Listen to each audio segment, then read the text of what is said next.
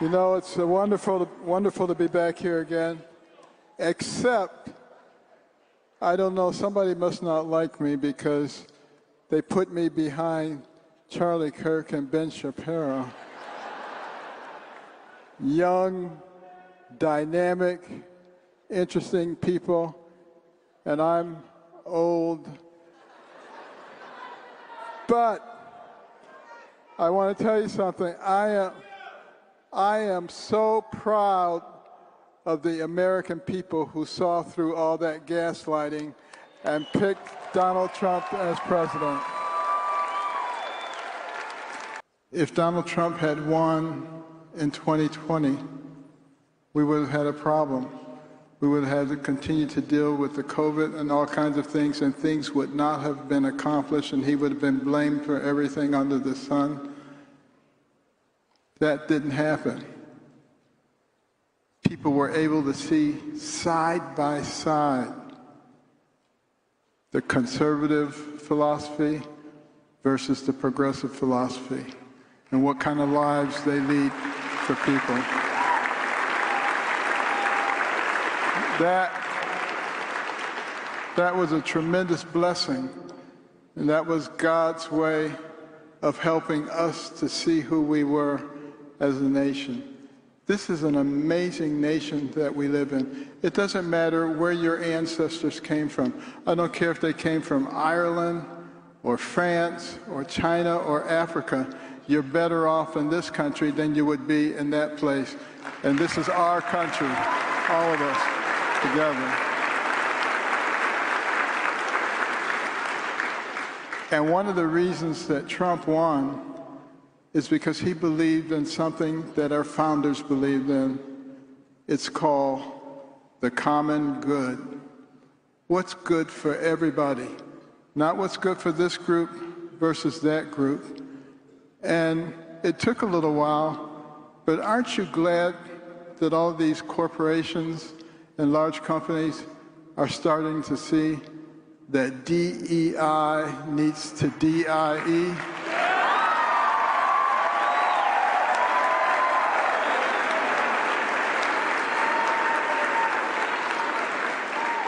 And so many people marched, protested, bled, and even died so that we could have equality in this country. That's what we want, equality, not equity, not the same outcome, but the same opportunities for all of our people. That's the thing that really made America into a great nation. But we have those who want to fundamentally change us into something else. And they are spending their time trying to divide us. You know, one of the main tactics of socialists is to create class warfare. Have you noticed that? Rich people are evil, they try to tell you. Guess what? If there were no rich people, we wouldn't have this beautiful convention center. We wouldn't have shopping centers, universities, libraries, all kinds of things. It's fine to be rich. Just make sure that you're willing to do good things with your money and share it a little bit. And America has always been at the top of the list in terms of people who are willing to do that.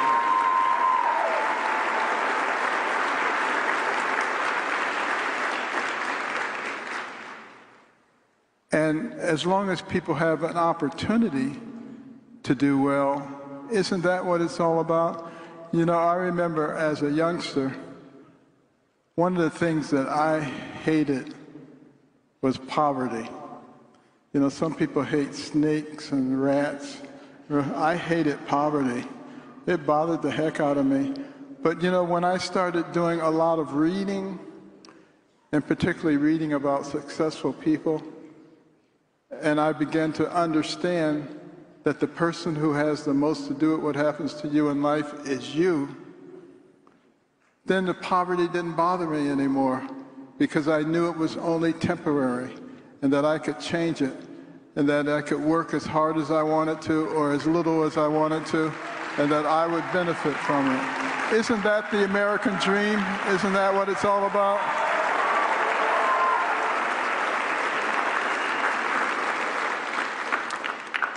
And yet, look at all the people who want to divide us on the basis of race.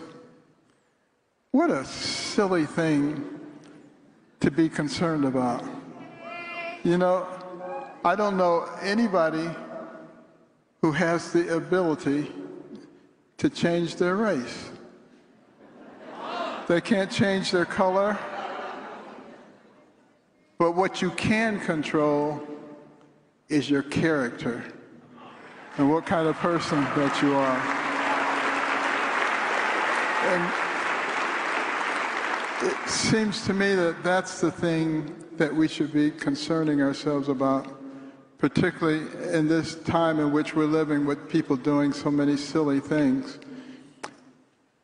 Some of us need to recognize also that we are not enemies.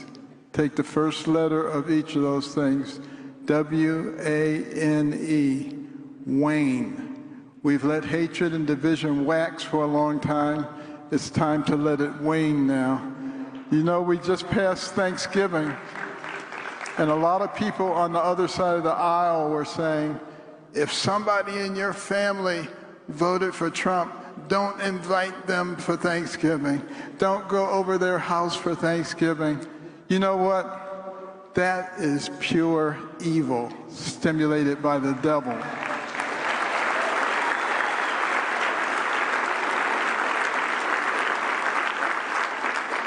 And we have to be the ones who realize that we are friends and neighbors and colleagues. And when we work together, there are very few things that we're incapable of.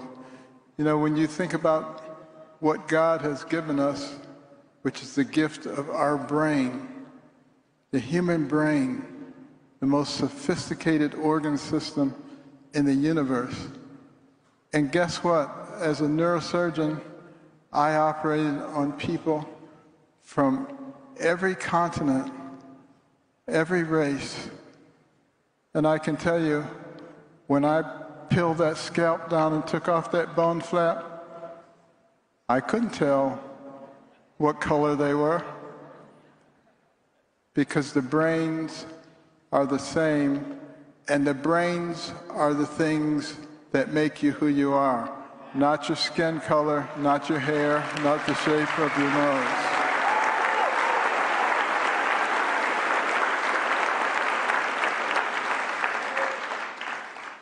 And the other thing that is so vitally important for us to understand is that we are a nation whose foundation is God.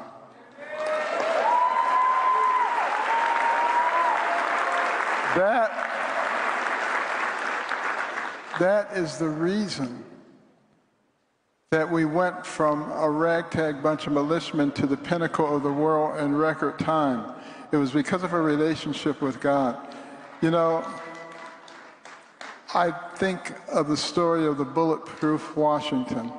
Many of you know that story. George Washington was a courier during the French and Indian War for General Braddock. All the couriers were killed. They were shot to death. George Washington had 2 horses shot from beneath him. He had 4 bullet holes in his coat, bullet fragments in his hair, but no wounds. And years later, after the war, Washington was back in the area. He wasn't president yet, but one of the Indian chiefs who had been involved in the war, who was elderly and near death, heard that Washington was going to be there. He asked his braves to bring him to where Washington was. He wanted to see him. And they brought him into Washington's presence. And he said to Washington, "Sir, I am an expert marksman, and I shot you 17 times. And my men shot you And pretty soon I told them to stop wasting their bullets, and I just wanted to be in the presence of the man who is protected by the Great Spirit above.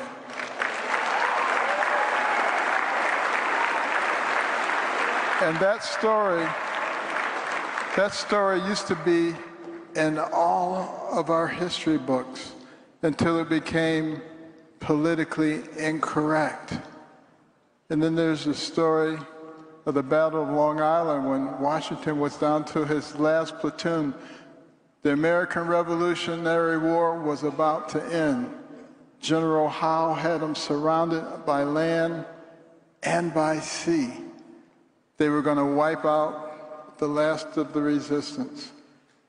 Meteorologic records indicate that on that same night, a mysterious heavy fog fell over the area, remained there throughout the night and into the next day, providing cover for Washington and his men to be able to escape. Some people say it was a coincidence. I say it was God.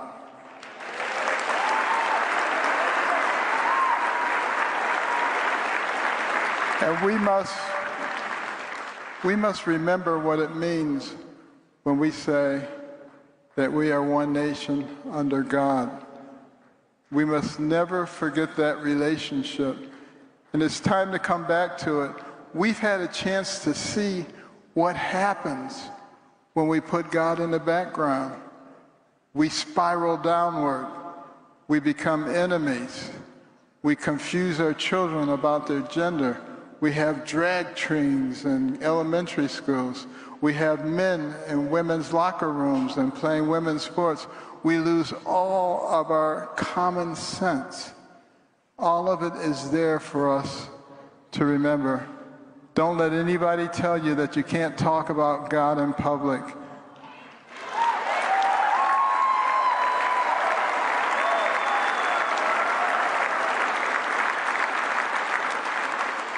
And remember, it is okay to live by godly principles of loving your neighbor, of caring for those who can't care for themselves, of developing your God-given talents to the utmost so that you become valuable to the people around you, of having values and principles that govern your life.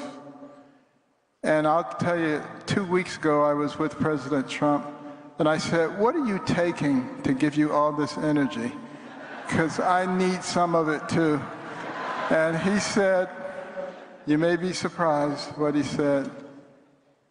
He said, it's God. I beat you to it.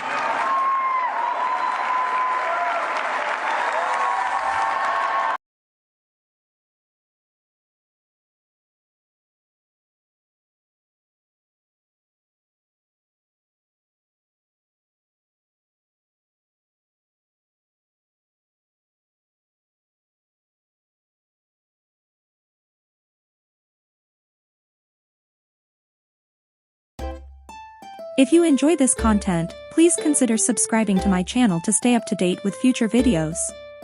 Thank you for watching.